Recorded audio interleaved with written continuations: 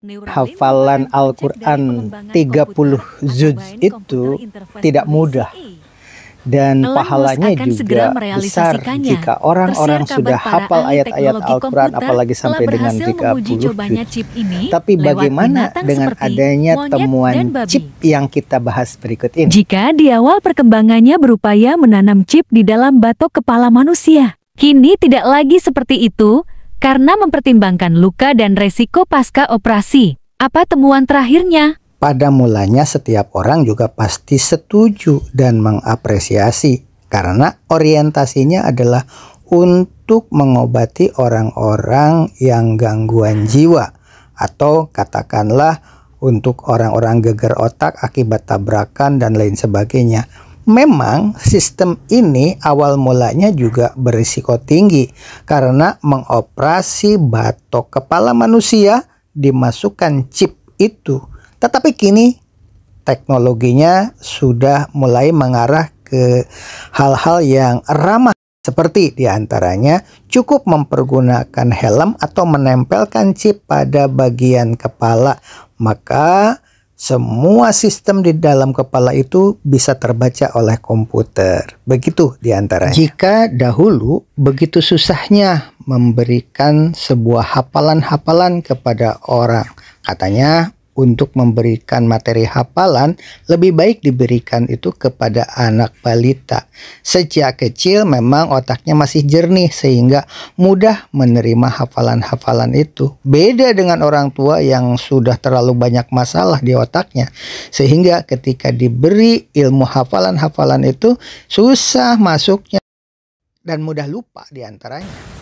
Mungkin nanti dunia pendidikan akan berubah, bukan lagi materi-materi hafalan, tetapi bagaimana memotivasi supaya hatinya tergugah untuk melafalkan apa-apa yang ada di dalam benak atau di dalam otak kita itu supaya menyatu dengan hati, dijiwai, sehingga apa yang ada di dalam hafalan-hafalan itu mengubah perilaku manusia ke arah yang lebih baik.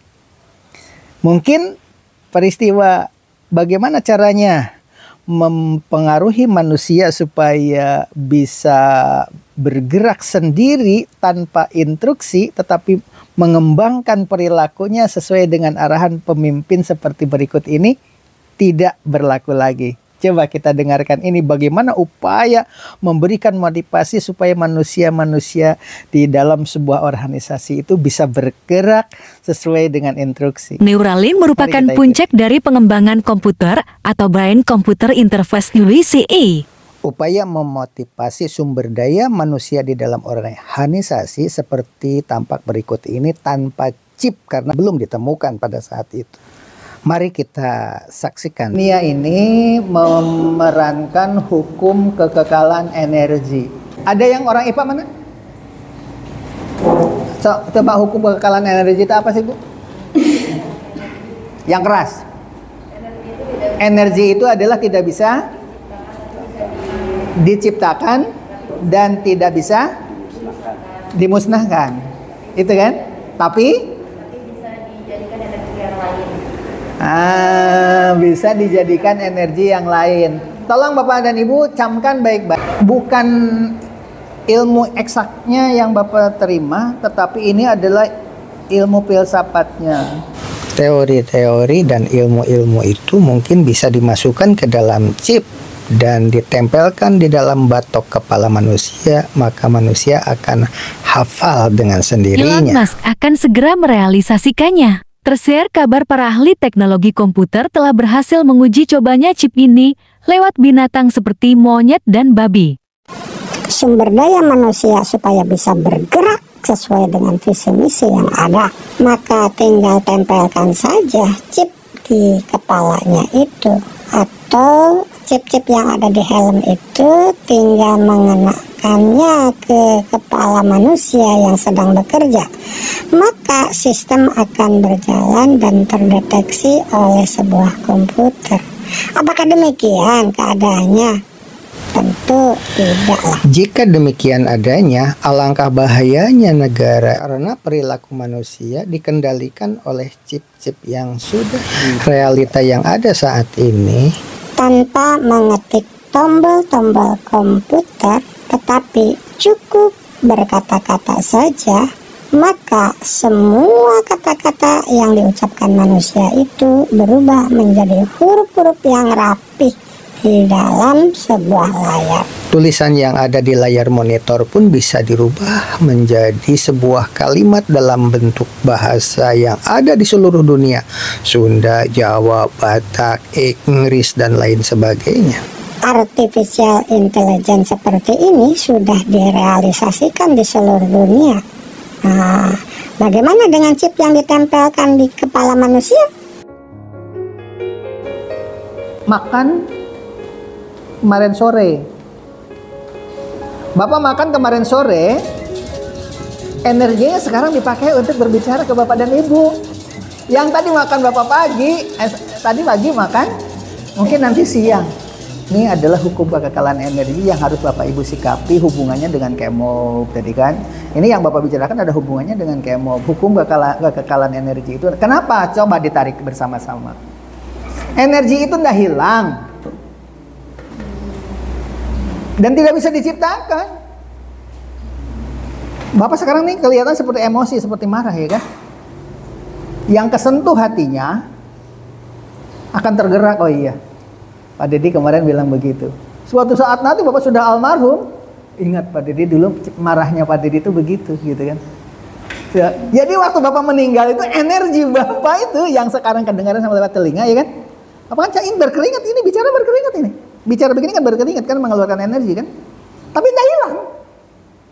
Masuk ke telinga Bapak dan Ibu kan. Bapak ketika sudah meninggal, Ibu, misalkan Bu Herlina ngomong ke yang lain dulu, Pak Deddy memberikan saran begini, padahal Bapak udah meninggal nih.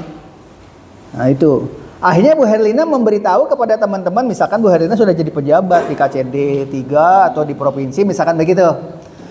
Menggarisbawahi omongan Bapak. Jadi energi Bapak hari ini berbicara itu, ternyata enggak hilang, Bapak udah meninggal aja masih dipakai, akhirnya yang lain bergerak lagi begitu. Jadi jangan karena kepala sekolah datang di sekolah. Kita bekerja itu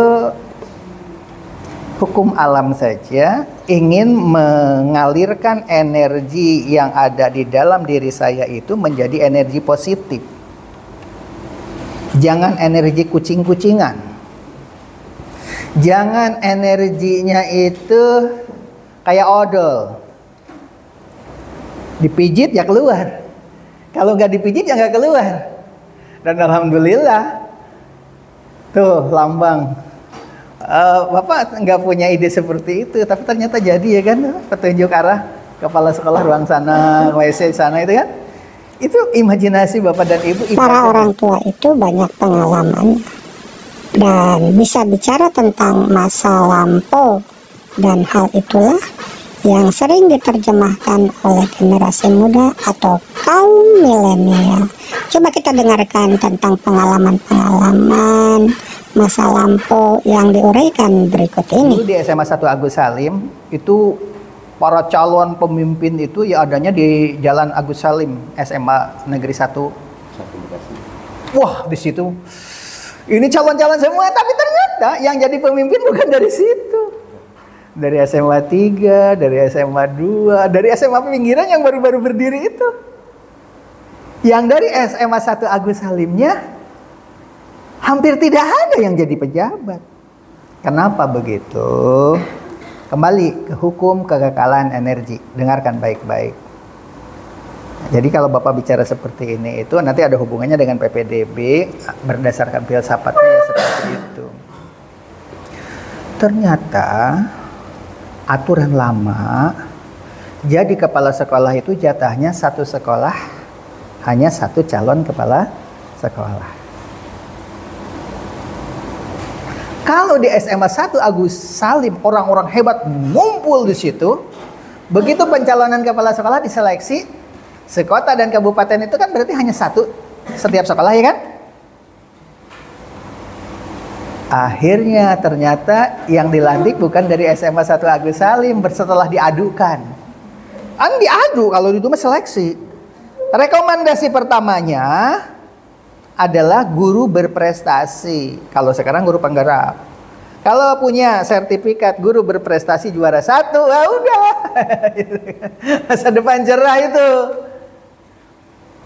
Untuk main sikut-sikutan di SMA 1 Agus Salim, orang-orang hebat semua di situ.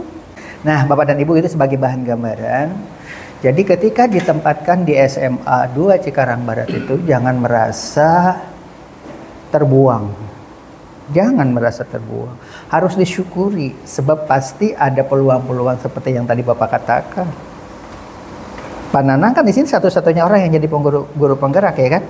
Punya peluang saat ini. Ya, punya kesempatan saat ini. Tapi kalau guru penggeraknya banyak di sekolah lain, ya belum tentu ada peluang karena saingannya berat, gitu kan? Tentu saja motivasi seperti ini tidak bisa melalui jalur chip yang kita bicarakan ini. Oleh sebab itu, jangan khawatir, dunia pendidikan tidak akan tenggelam, namun nanti akan berubah bentuk. Dengan perkembangan artificial intelligence saat ini, maka sebaiknya semua guru harus merubah sikap.